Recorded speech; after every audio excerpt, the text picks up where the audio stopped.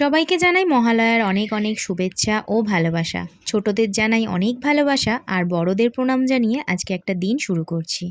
নমস্কার বন্ধুরা, সবাই কেমন আছো? আশা করছি সবাই ভালো আছো, সুস্থ আছো, আর আমরাও সবাই ভালো আছি। সকালবেলা একদিকে টিভিতে মহালয়া চালিয়ে দিয়েছি আর অন্যদিকে দেখো আমি এখন কাজ করছি।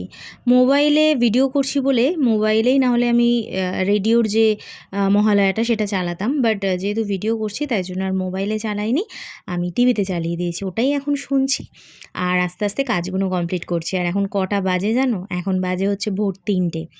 এই টাইমে এখন আমি ঘরের কাজ করছি, তার একটা বিশেষ কারণ আছে, একটু পরেই বলছি। আবার বড়রা বলে যে মহালয়ার দিন নাকি সকাল সকাল ওঠা ভালো, সকাল সকাল ঘরদোর পরিষ্কার করে নিজেকে ফ্রেশ করে নিলে দিনটা নাকি আরও ভালো যায়। আর মা দুর্গা নাকি অনেক অনেক আশীর্বাদ করে। জানি না সেটা, তবে হয়তো মারা হয়তো ভোলানোর জন্য বলতো, যাতে আমরা তাড়াতাড়ি উঠে মহালয়া দেখি। তো যাই হোক, চলো, এই দেখো কাজ করেছি, মানে এখনও অনেক কাজ বাকি, তার মধ্যে পুরো ঘেমে চান করে গেছি, এখনও কাজ বাকি। তো এবার চলো আস্তে আস্তে ঘরদোর পুরো মুছে নেব। ঘরটা তো ঝাড়ু মেরে নিয়েছি, এবার আস্তে আস্তে ঘর মুছে পুরো পরিষ্কার করে নেব। আর আমার মোবাইলের ক্যামেরাটা অনেকটাই হয়তো লো কোয়ালিটি, অনেকটাই খারাপ, তবে তার মধ্যেই আমি ভিডিও শ্যুট করি, মানে এই ভিডিওটা হচ্ছে আমার শখ বলতে পারো। তো সেই শখেই আমি ভিডিওটা করি অনেক বছর ধরে, এখনও পর্যন্ত কোনো রকম কোনো রেজাল্ট আমি পাইনি, কোনো রকম কোনো কিছুই পাইনি। তো তবুও ওই যে একটা ইচ্ছা থাকে না যে ভিডিও করব। তো যাই হোক, চলো এবার আস্তে আস্তে চিন্তাভাবনা করছি মোবাইলের কোয়ালিটিটা একটু বাড়ানোর জন্য, মানে দেখা যাক কী হয়। অনেক সময় ওই বলে দিলে না হয় না। আমার সব কাজ সারা হয়ে গেল, উঠে পড়ো। গুড মর্নিং বেটা, গুড মর্নিং, গুড মর্নিং সোনা। মহালয়া দেখবে না? যাবে তো আমার সাথে? চল একটু পরো। এই যে দেখো, এখন এই শাড়িটা পরবো, আর এখন কোথায় যাব জানো তো? এখন যাব হচ্ছে তর্পণ করতে। তোমরা অনেকেই হয়তো জানো, আবার অনেকে যারা নতুন আমাকে দেখছো তারা হয়তো জানো না। আমার বাবা নেই, প্রায় 3 বছর হয়ে গেল, আর এই 3টে বছর আমি মহালয়ার দিন তর্পণটা করি। আমার বাবাকে কোনো দিন দেখিনি, তবে শ্বশুরবাড়িতে আসার পর দেখেছি যে সবাই মহালয়ার দিন যাদের বাবা মা নেই তারা তর্পণ করেন, বা আমার শ্বশুরমশাইকেও দেখেছি। ওই বড়দের দেখেই তো ছোটরা শিখে, সেটা বাবা মা হোক বা শ্বশুর শাশুড়ি হোক বা বাইরের কাউকে দেখে। আবার শুধু বড়দের দেখে নয়, এখন আমরা ছোটদের থেকেও অনেক কিছু শিখি, তাই না বলো? এই যে দেখো, এখানে আমার ছেলে কিন্তু গুটি গুটি পায়ে আমাদের হাত ধরে চলে এসছে, আর মেয়েকে বাড়িতে রেখে এসেছি। তার কারণ আমার শ্বশুর শাশুড়িও আসবেন গঙ্গায় একটু পরেই, তো ওনারা টোটোতে করে নিয়ে আসবেন। গঙ্গাটা একটু দূরে, আর হচ্ছে বাইকে 4 জনে মিলে আসলে একটু চাপ হয়ে যেত, তো সেই কারণে মেয়েকে রেখে এসেছি। দাদু ঠাকুমার সাথে টোটোয় করে আসবে, আর আমরা 3 জনে মিলে এসেছি। ওই দেখো আমি এখন গঙ্গায় নেমে পড়েছি চান করতে। চান করে তারপরে তর্পণ করব। এখানে লাল সাদা শাড়ি পরে আসলে হয়তো ভালো হতো, আবার কি জানি, মন শুদ্ধ থাকলে সবই শুদ্ধ, তুমি যাই পরো না কেন। তো যাই হোক, চলো এবারে স্নান টান করে আস্তে আস্তে তর্পণ করব, আর তোমরাও ভিডিওটা দেখতে থাকো।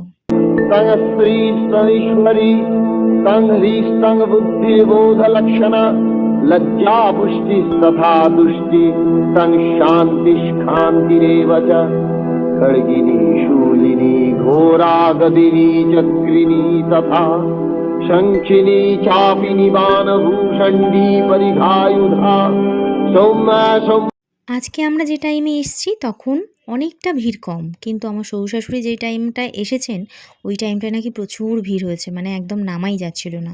ওই জন্যই হয়তো বলে যে সকাল সকাল উঠে গঙ্গার কাজটা, মানে তর্পণের কাজটা করে আসা উচিত। তো এখানে আমার ছেলেও চান করবে বলে বায়না করছিল, তো ওরও জামা প্যান্ট নিয়ে এসেছিলাম। তো সেখানেই আমি এখন ছেলেকেও চানটা করিয়ে দিচ্ছি।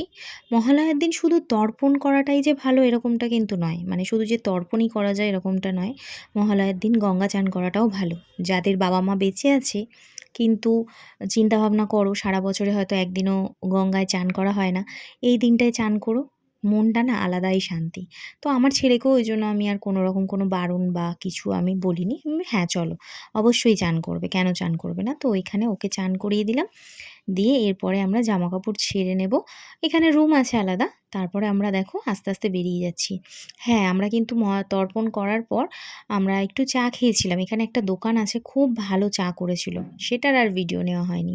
তো এবার আস্তে আস্তে বাইক নিয়ে আমরা বেরিয়ে পড়ছি। এবার বাড়ির দিকে যেতে হবে, তার কারণ এই দেখো এখনও কিন্তু সূর্য ওঠেনি। আমরা যে টাইমটায় এসছি না, সেই টাইমটাতেও কিন্তু সূর্য ছিল না। মানে আজকে কেন জানি না মেঘলা মেঘলা ওয়েদার। তো এখন আস্তে আস্তে আমরা বাড়ির দিকে যাব। আর কি এখানে বকছিলাম জানি না। তো যাই হোক, এখন রাস্তায় যেতে যেতে এই যে এখানে দেখো সবজির দোকানটা খুলছে, এখান থেকে একটু শসা আর একটু টমেটো নেব। টমেটো নেই, বাড়িতে গিয়ে রান্না করতে হবে তো। আর শসাটাও খাওয়ার জন্যই নেওয়া, শসাটা থাকা তো ভালো, আর শসা খাওয়াটাও ভালো। তো যাই হোক, এখান থেকে টমেটো আর শসা নিয়ে নিলাম, নিয়ে এবার আস্তে আস্তে বাড়ির দিকে যাব। বোধশ্চ ক্রিয়তামস্য হন্তু মেতৌ মহাসূরৌ। এইভাবে দেবতারা দেবী মহামায়াকে জাগ্রতা করে তুলেছিলেন। তারা বলেছিলেন, তুমি জগতের সৃষ্টি পালন সংহার কর্ত্রী। মহালয়া হচ্ছে মহালয়া বলছি, সরি, তর্পণ করাতে নিয়ে গেছিল বউকে, তাই তো? বউকে তর্পণ করাতে নিয়ে গেছিলো। এখন হচ্ছে আমার খাবার করার দায়িত্ব। ও এখন ফ্রেশ হবে, তারপরে আবার খাবার টাবার করে আজকে থেকে ডিউটি জয়েন। বেশ মানে ভালো লাগে বলো, বরেরা যখন বাড়িতে থাকে বেশ ভালোই লাগে। কিন্তু কিছু করার নেই, এরকম তো দিন যাবে না যে ঘরে বসে থাকলে আমরা খেতে পাবো, কাজে যেতেই হবে। তো যাই হোক, সেই শ্রাবণ মাস থেকেই আমাদের এরকম একটা ডামাডোল চলছিল, কাজের বাজারটা খুবই খারাপ। এবার আস্তে আস্তে আশা করছি, মা যেহেতু আসছে, তাই তো নাকি গো, মা আসছে, এবারে নিশ্চয়ই একটু কাজের বাজারটাও উঠবে, আর আমাদেরও একটু ঠিকঠাক সময় যাবে। তো যাই হোক, কাজ তো করতে হবে। তো চলো আজকে কি খাবার দাবার করছি সেটা তোমাদের সাথে শেয়ার করবো। আর সকাল থেকে তো মোটামুটি কাজ করেছি, সেগুলো শেয়ার করেছি, তোমরা দেখেছো। তো চলো। আর সূর্য, মানে আমরা যখন তর্পণ করেছি তখনও সূর্য ওঠেনি, কি এই সবে উঠছে, মানে বুঝতে পারছো আজকের ওয়েদারটাও কেমন। আর বাইরে এখনই মনে হচ্ছে ঠান্ডার একটা, মানে শীতের সেই শরতের যে আমেজ, তাই তো? সেটা মনে হচ্ছিল না সকালবেলা যাওয়ার সময়? সেরকমই মনে হচ্ছিল। যাই হোক, 1 মাস আগে অক্টোবরের জায়গায় সেপ্টেম্বরে পুজোটা চলে এসছে।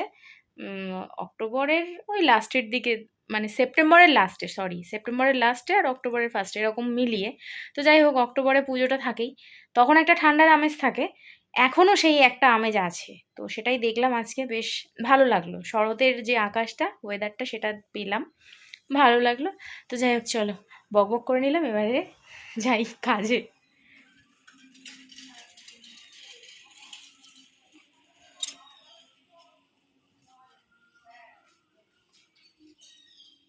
আজকে তো যারা তর্পণ করে তাদের ভাত খেতে নেই, তার জন্য আমি এখানে করব আলুর দম আর লুচি। আর এখানে দেখো এই যে মশলাগুলো দেখালাম, এগুলো সব অল্প অল্প করে নিয়ে গরম জলে ভিজিয়ে রেখেছি।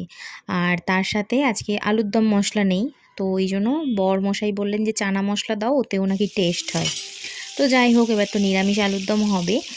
টমেটোমটা ভালো মতন তেলে দিয়ে দিয়েছি, দিয়ে আস্তে আস্তে টমেটোমটা নাড়বো। আর এখানে দেখো এই গোটা মশলাগুলোও দেবো। গোটা মশলা দিলে না একটা আলাদাই টেস্ট হয় দেখেছি, মানে সব তরকারি যেরকমই, মোটামুটি মাংসতে তো দিই গোটা মশলা, আবার এমনি তরকারিতেও যদি গোটা এরকম গরম মশলা দেওয়া হয় না, খুব ভালো টেস্ট হয়। তো যাই হোক, এখন দেখো এই যে সেই যে ভিজিয়ে রাখা মশলা, সেই মশলাটা এবার আস্তে আস্তে ওই টমেটোমটার মধ্যে দিয়ে দিলাম, দিয়ে এবার আস্তে আস্তে এটাকে নাড়বো। নেড়ে একটু যখন তেল ছেড়ে আসবে, তারপরে আমি দিয়ে দেবো সেদ্ধ করা আলু। মানে আমি আলুটা আগে প্রেশার কুকারে সেদ্ধ করে রেখেছি, তাতে তরকারিটা করতে সুবিধা হয়। আর এই যে দেখো এখানে দিয়ে দিলাম এবার চানা মশলা। এখানে আলুর দম মশলাটা হলে হয়তো টেস্টটা ভালো হতো, পরে মনে হচ্ছে আমার। আমার দাদা, মানে তোমাদের দাদাভাই খেয়ে বললো যে না, ভালোই হয়েছে আলুর দমটা। তো যাই হোক, তরকারি তো প্রায় হয়ে এলো। এবার ছেলের জন্য, ছেলের খিদে পেয়ে গেছে, ছেলেকে খেতে দেবো। তো এবারে ছেলের কয়েকটা লুচি ভেজে নেব। আর পরে শাশুড়ি মারা যখন এসছেন, ওনাদেরও কয়েকটা ভেজে আবার তরকারি নিচে দিয়ে এসছি। তো এই দেখো এখানে লুচিগুলো মোটামুটি আমার ভাজা হয়ে গেছে, এবার ছেলেকে খেতে দিয়ে দেবো। আজকে ভিডিওটা এই পর্যন্তই, দেখা হচ্ছে অন্য কোনো ভিডিওতে। সবাই ভালো থেকো।